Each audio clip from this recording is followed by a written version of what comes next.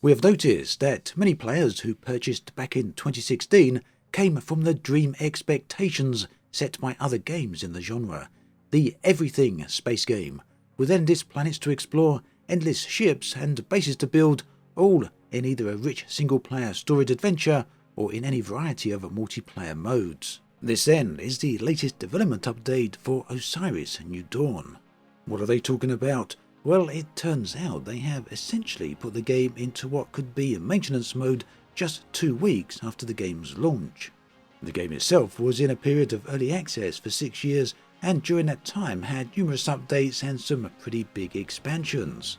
On the 18th of January 2023, the game finally left early access, and the future perhaps seemed bright, although for those paying close enough attention, it seemed that trouble was certainly ahead.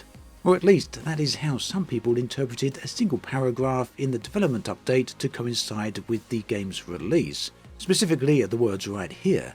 Now that Osiris is finally wrapped, we can rest and begin looking to the future. With a full slate of game ideas, concepts and early work in progresses, I'm excited to explore unique gameplay experiences and bring them to fruition.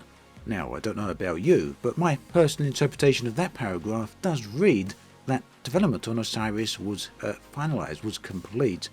Although to be perfectly fair, it is somewhat ambiguous and not everyone interpreted it in that way.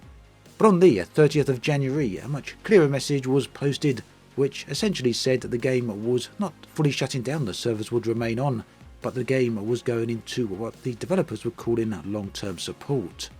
Now, somewhat understandably, the reaction from many of the players to this news has not been great. Recent reviews over on Steam have tipped the game into overwhelmingly negative. This is a change from the older reviews which put the game at mixed, so quite a change there.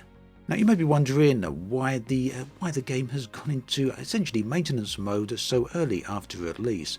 Maybe the game wasn't all that successful.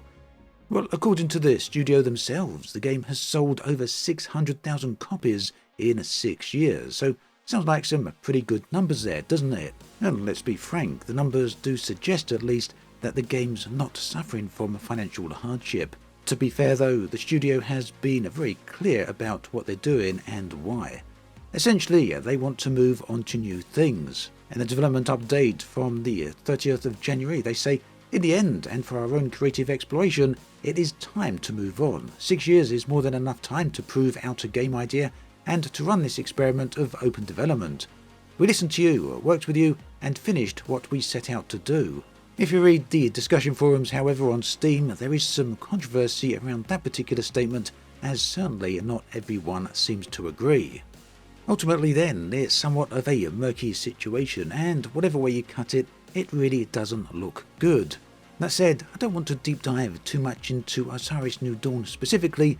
Instead, I want to focus on a broader picture here, specifically the idea of dream expectations set by other games in the genre, the everything space game.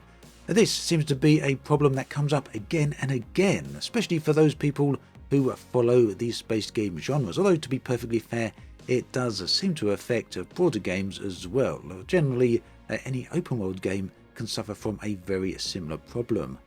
Nevertheless, it is a concern that affects a lot of other space games out there. Elite Dangerous has hit this wall, as has Star Citizen, largely down to their own making, but more recently we've seen similar concerns expressed also about Starfield. Really though, this is an interesting problem, largely because there's so many factors to consider. Clearly, when it comes to games like Star Citizen, CIG have promised the world, almost literally. Almost any feature you can imagine has been promised that one day to be included into the game, so yes, quite naturally this sets expectations very, very high.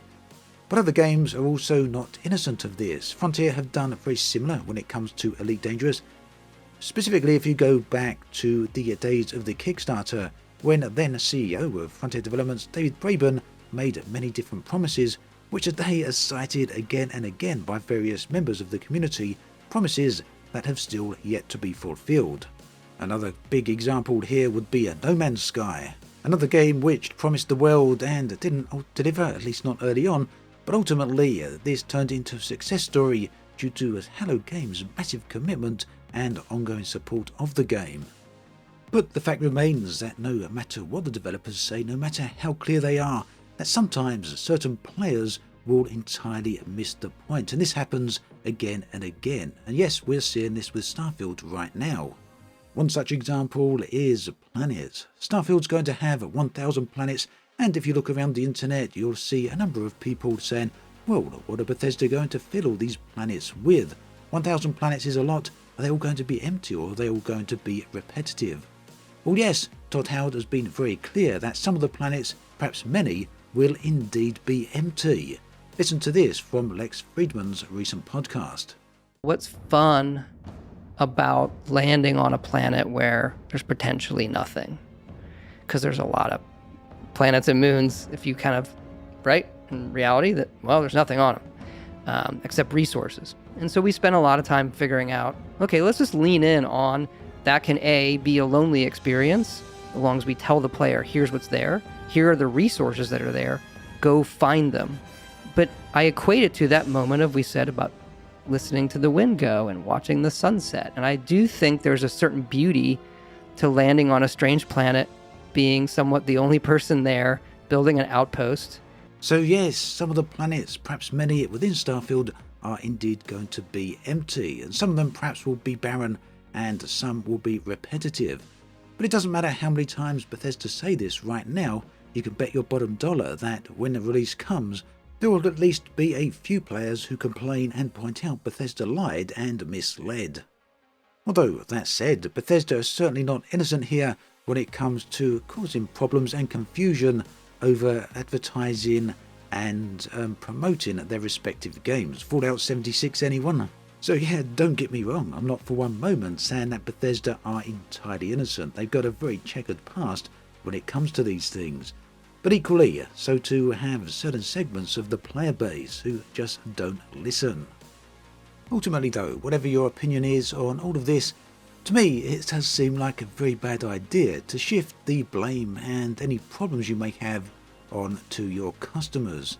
Whether you're doing that by implication, just suggestion, or outright saying it, but the idea that your customers had unreasonable expectations and therefore expected too much from your game, well, that just seems a little bit off, doesn't it? And ultimately, it's probably not the best way to solidify the relationship with your customers, especially if you want those customers to buy your new future games.